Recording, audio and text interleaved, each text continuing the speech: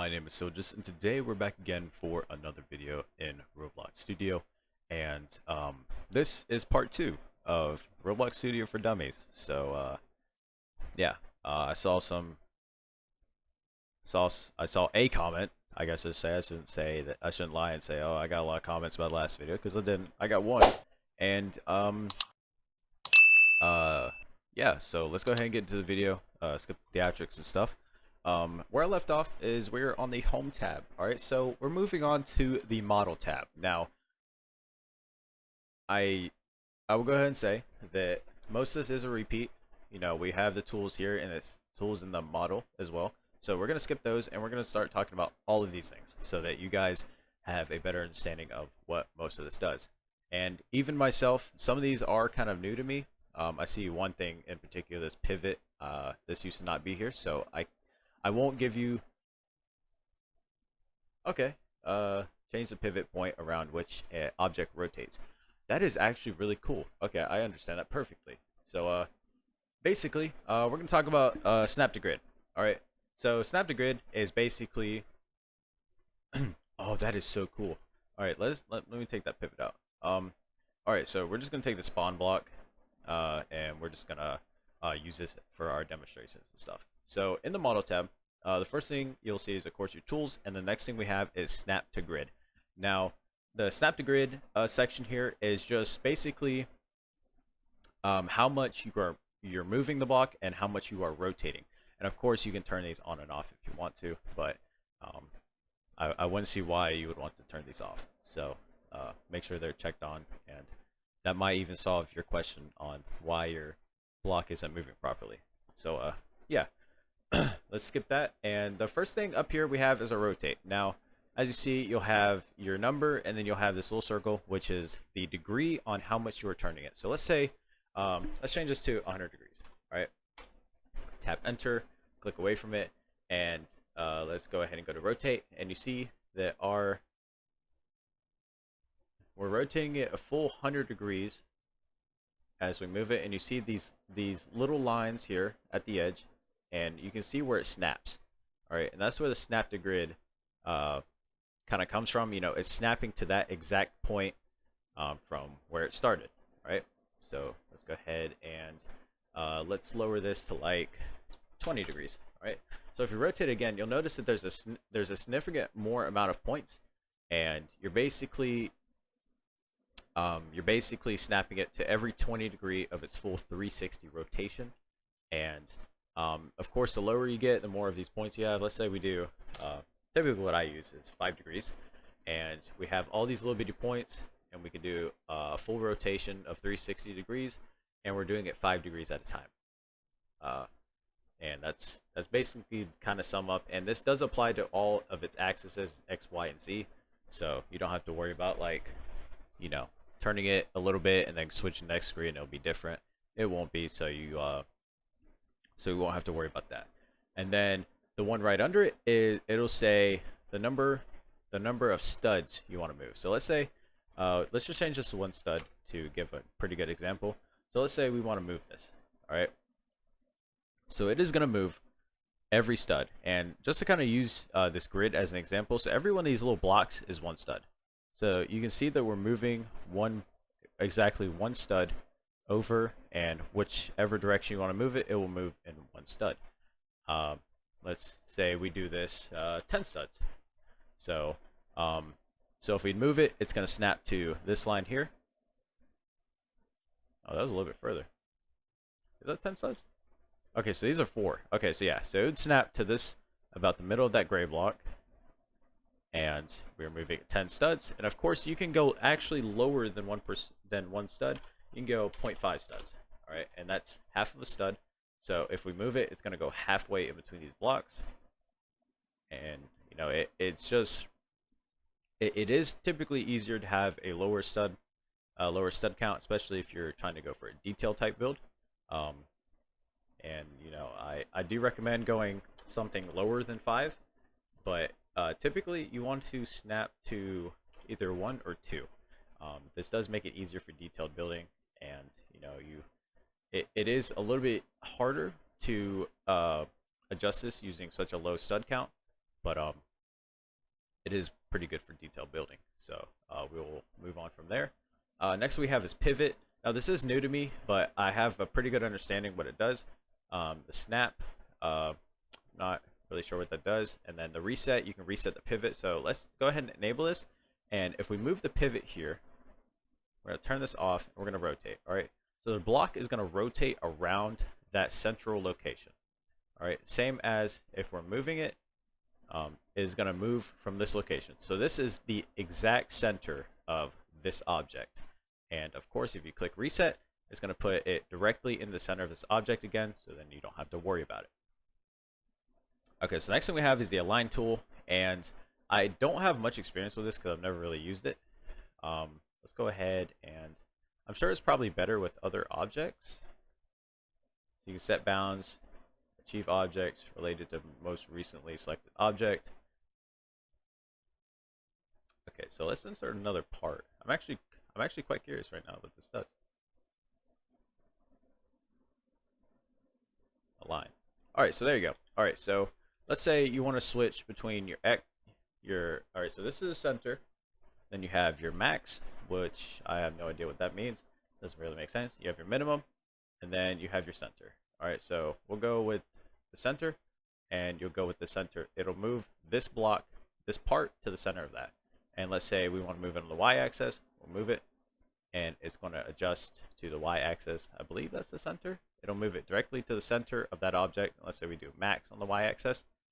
It'll move it all the way to the max center of this side. That doesn't really look centered, but we'll go with it. I don't know too much about this line tool. I haven't personally used it very often. I don't think very many people use it. So we'll move on before I make myself look stupid. Next thing we have is in the parts section, and we did go over this in the previous video, so make sure to check out the previous video before this one. Check out part 1, Roblox Studio for Dummies, and you'll get a very good understanding of what all this stuff does. All right, so next thing we're going to talk about is solid modeling. All right, so this is actually how you create unions and stuff like that. So we're actually going to use this part for an example. I'm going to make this a little bit bigger. And what we're going to do is we're going to actually change. It's usually easier to change these to a darker color. And then we're going to do Control D. Make sure you have your part selected. And we are going to have we're going to just kind of move this in a little bit. Doesn't have to be perfect. And what we're going to do is we're just going to raise it a little bit, and then we're going to make this a lighter color. So as that's not a lighter color. There we go. All right, so as you see, we have a center part, and then we also have this black piece here. And what we're going to do is we're going to select the white piece. All right, and then when we click negate, what it basically does is that it's basically negating this part. And what we're gonna do is we're actually gonna make this we're gonna separate it. We're gonna make it just a little bit bigger on the bottom so I can show you show that this is moving all the way through this object. So we're gonna click negate, and basically it's just making it a negative part, which means you want to subtract this area from a different part or a specific area that you're trying to like subtract from, but typically you're going to be subtracting this specific area from a part. So let's say we want to do the part under it. So you want to make sure to select this part. You want to hold down Control and then also select the negative part. All right, and then as you see, the union up here is now the union button up here is now a selectable. And once you click it, you'll see that we have separated it, and the base part has become a union. Now, the thing about unions that you need to understand is that I would highly recommend that you make any alterations to it before. So, as you see, we changed the color to green, and it did not change. So if we go back a little bit, and we just select this part, we'll change it to green, just so I'll show you what I mean. We'll select the negative part, create a union, and let's say we want to change it back. We cannot change it. Although sometimes you can change the materials for most of these.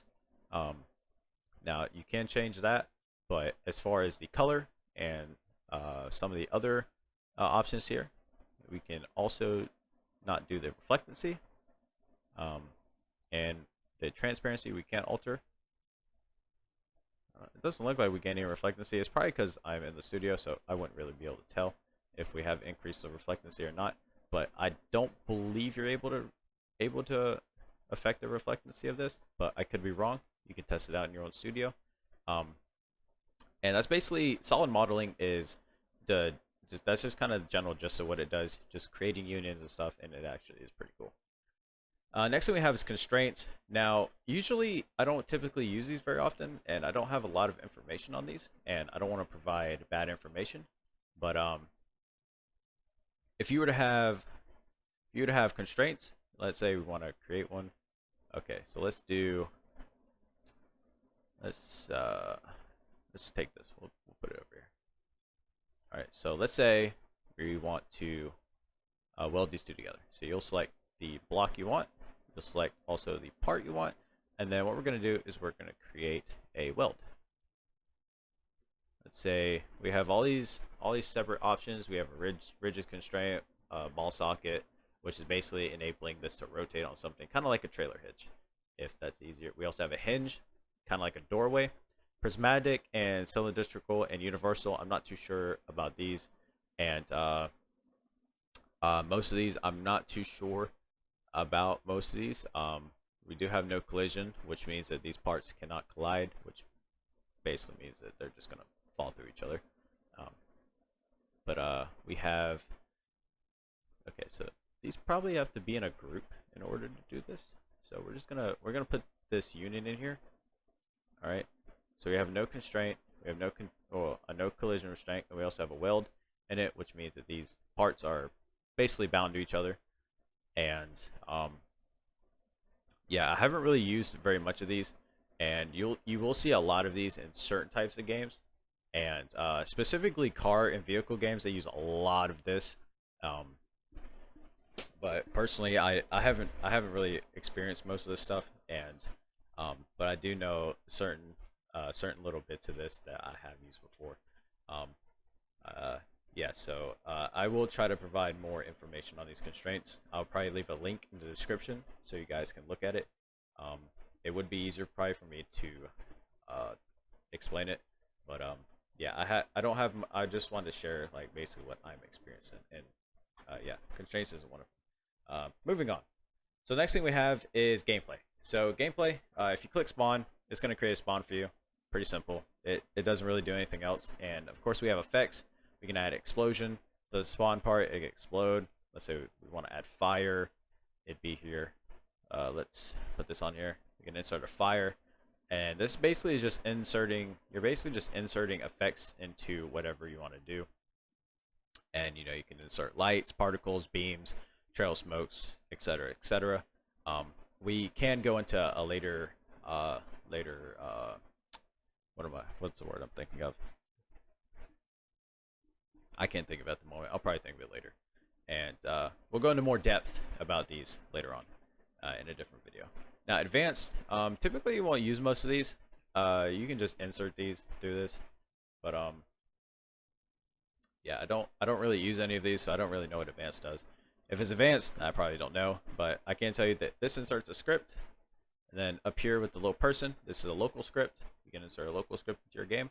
And then you can also change the insert service, which the insert service kind of is just,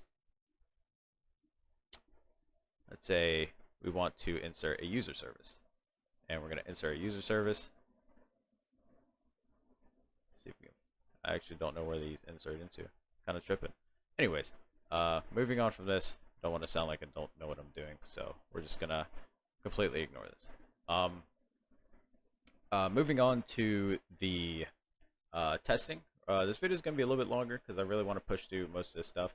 For the test, let's say we're in the simulation tab, and if we click play, it's just going to put us into the studio game, and basically we can just kind of test it out and stuff like that. And then you have current client, you have a server client, which this is like a server view of what is within it.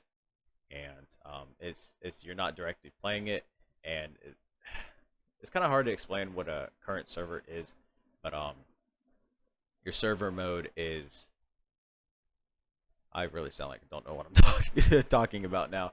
I'm pretty lost at how to describe what the current is, but yeah. So if we're in a client, we're taking this from a client perspective, and if we're in the server view, we're having a total view of how the server is reacting to the client. Blah blah blah. We also have a pause, which pauses everything within the current server. The dude's not moving. Of course, the particles so will because the particles are dumb. Then we have resume, etc., etc. And then we have stop, which will take you back out of the game. And next thing we'll talk about is client and servers. All right, so let's say you want to test combat on something else or something like that. So we'll insert 2 players, and we're going to start this. All right, so what is going to happen is it's going to open a completely... Get out of here. All right, so what we have here is we have the server view, and then as you see here, it has opened 2 windows. Now, one window is for player 1, and the other window is for your dummy. All right, and if you want to test something against another player, this is a perfect opportunity to be able to test it, especially if you don't have like partners that you work with. You can test this on another player and stuff like that. So basically, you're just creating 2 different clients of yourself in order to be able to test it on, players. Blah blah blah. You got cleanup, which basically cleans everything up and it resets you, and then it takes you out. It X's all the windows and stuff. And next thing we have is emulations. So I'm not. Let's see if we want to. Our paid random items restricted. Blah blah blah. Okay, so I'm pretty sure. Player emulator. That's weird. I can't tell you about the device emulators. I don't. Some of these things I'm not too certain of because I've honestly never used them. Device emulators. So basically, we're just checking out. We're just checking out how everything fits. So average laptop is a 1366 by 78. So that's the average size of laptops. And of course, you can select different devices. We'll select the HD. That's the one I have, and we'll kind of gives you a view of how like GUIs fit. It won't alter any of this, but you're basically just kind of altering, like if we have a GUI, it might be bigger on, let's say, an iPhone 4S. All right, so this is how it would look on an iPhone 4S, blah blah blah, and you would have, you'd have to adjust this for different devices and stuff, and all that good stuff. And you can test this on several different clients to make it as friendly as possible. And of course, you can test on an Xbox window, which would just fit it to a TV, and you just want to make sure that everything is scaled properly on the screen, so that way, if you have a big GUI on, let's say a 1080p HD computer, and that GUI might take up an entire section of the iPhone screen, and you just want to properly scale all your GUIs and stuff. All right, so next thing we have is audio. This is basically just in-game audio. You can mute it, you can't mute it. That's that's basically the best way I could put it. I think it's pretty common sense whether for the mute button. So yeah, I hope you guys found this video helpful. There are a couple things in here that I need to learn a little bit more about, and maybe I'll be able to make a later video on it when I have proper information to inform you about it. And of course, if you know perfectly what it does, feel free to leave it down in the comments below. And teach us all. Teach us all what some of these weird and unknown buttons to me do. Hope you guys found the video helpful, and leave a like, drop a comment. Of course, hit that red subscribe button, show the support, and I will see you in the next one. Peace.